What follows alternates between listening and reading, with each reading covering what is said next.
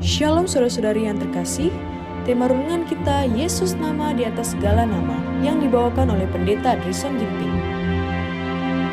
Selamat pagi, bersama kembali dalam renungan kita hari ini Rabu 13 Maret 2024 dengan judul Pemberi Pencerahan. Ayatnya di dalam Ibrani 1 ayat 3. Ia adalah cahaya kemuliaan Allah dan gambar wujud Allah dan menopang segala yang ada dengan firman-Nya yang penuh kekuasaan. Dan setelah ia selesai mengadakan penyucian dosa, ia duduk di sebelah kanan yang maha besar di tempat yang tinggi. Sebagai wujud pribadi, Allah telah menyatakan dirinya di dalam anaknya, Yesus, pancaran kemuliaan Bapa dan gambaran wujudnya dalam Ibrani 1 ayat 3. Berada di bawah sebagai seorang manusia, sebagai juru selamat pribadi dia datang ke dunia. Sebagai juru selamat pribadi dia naik ke tempat tinggi. Sebagai juru selamat pribadi, dia menjadi perantara di pengadilan surgawi.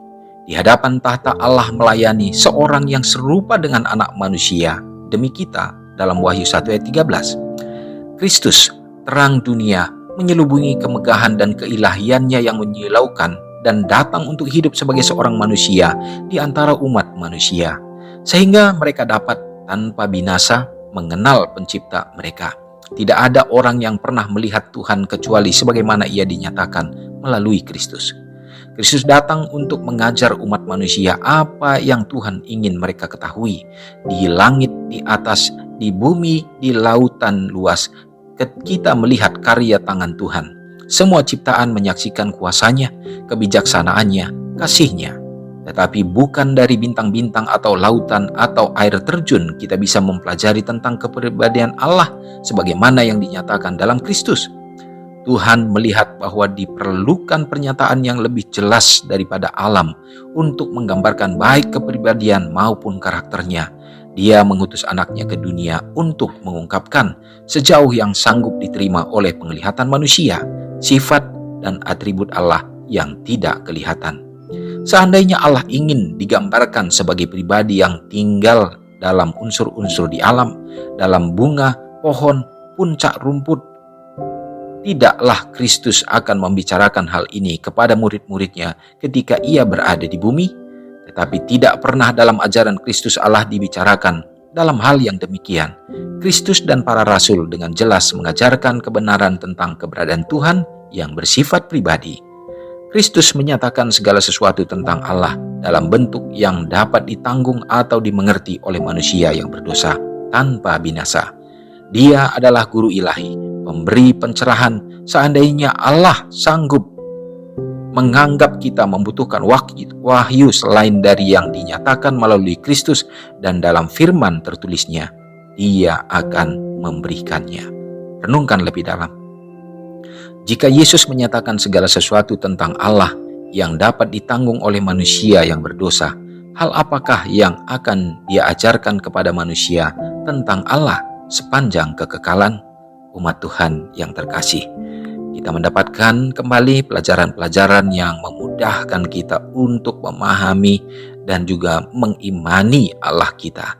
Sesungguhnya oleh karena dosa menjadi penghalang antara kita dan Allah, maka kita tidak dapat lagi untuk melihat Dia. Kesuciannya tidak dapat lagi dinyatakan di hadapan kita karena kita tidak sanggup, karena kita akan binasa.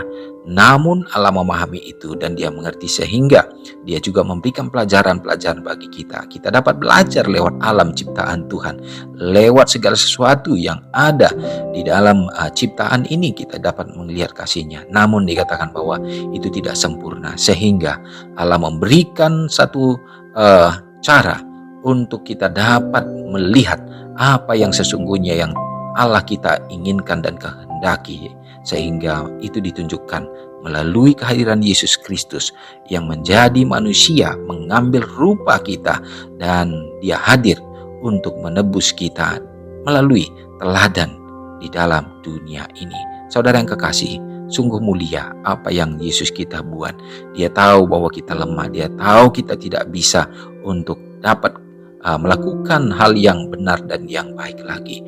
Tetapi Dia permudah dengan kehadiran Yesus. Dengan teladan itu kita mengikutinya dan mengikuti dan menuruti segala perintah-perintah Tuhan seperti yang Yesus sudah lakukan. Tentunya dengan kekuatan yang Roh Kudus ya, yang Tuhan berikan melalui kuasa Roh Kudus akan menuntun kita untuk berjalan sesuai dengan kehendak-Nya. Semoga hari-hari kita tetap dimampukan bersama dengan Tuhan. Mari kita berdoa. Ya Allah, ya Tuhan kami, kembali kami datang kepadamu ya Tuhan hari ini, saat ini, bersyukur atas segala nikmat kasih karunia-Mu yang Engkau nyatakan dalam hidup kami. Ya Bapa, kami adalah anak-anak Tuhan yang penuh di dalam kekurangan dan kelemahan. Kami berdosa, tetapi Tuhan, kehadiran Yesus Kristus yang meneguhkan, mengangkat kami dari lumpur dosa dan juga memperbaharui kami ya Bapa. Dan melalui kehadiran Yesus Kristus, melalui firman, kami dapat melihat apa yang Allah ingin kehendaki dan kami dapat untuk dibentuk menjadi anak-anak Tuhan. Biarlah kiranya Roh Kudus Tuhan menyirami akan pekabaran ini, mendiami hati kami supaya kami dapat berbahagia. Ya Tuhan, terima kasih.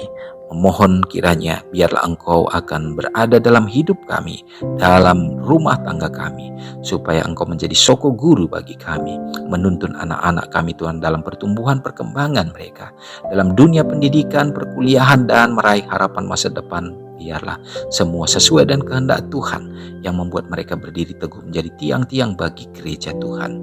Bapa, berdoa juga tentunya bagi semua umat-umat Tuhan dimanapun berada, gereja Tuhan yang menjadi satu sarana yang Tuhan gunakan untuk menyatakan kasih kemuliaan Tuhan, menjadi terang dimanapun gereja Tuhan berdiri ya Bapa. Berikanlah roh persatuan dalam kumpulan di antara keluarga yang bersatu di dalamnya Bapa, sehingga melalui sukacita yang dirasakan umat-umat Tuhan berbahagia untuk dapat melayani. Berkati umat-umat-Mu supaya dapat mempersiapkan jiwa-jiwa, sehingga banyak jiwa yang merindukan akan kebenaran Tuhan dapat dituntun masuk dalam kandang kebenaran. Bapa di sorga mendoakan juga bagi orang-orang tua yang ada dalam gereja Tuhan. Tuhan akan peliharakan hidup mereka sehingga pengharapan dan percaya mereka selalu terbina dan mereka meroleh akan kebahagiaan dan sukacita. Ya Bapa, terima kasih oleh karena hari ini, dimanapun umat-umat-Mu yang berbahagia oleh karena menemukan hari ulang tahun, baik ulang tahun pernikahan, Tuhan juga akan berkati mereka. Penuhilah dengan kebahagiaan ya Tuhan, dan juga dengan kesehatan dan umur yang panjang Tuhan karuniakan. Biarlah iman mereka juga semakin disempurnakan. Terpujilah Engkau Tuhan. Kami yakin dan percaya hidup kami ada dalam kuasa dan tangan-Mu sepanjang hari ini. Dalam nama Yesus kami sudah berdoa. Amin. Selamat pagi, selamat beraktivitas. Tuhan Yesus memberkati. Ingatlah Matius 5 ayat 13-16. Biarlah kamu menjadi garam yang mengasinkan dan terang yang menyinari kehidupan orang lain. Jangan lupa subscribe, like, dan share ke seluruh dunia.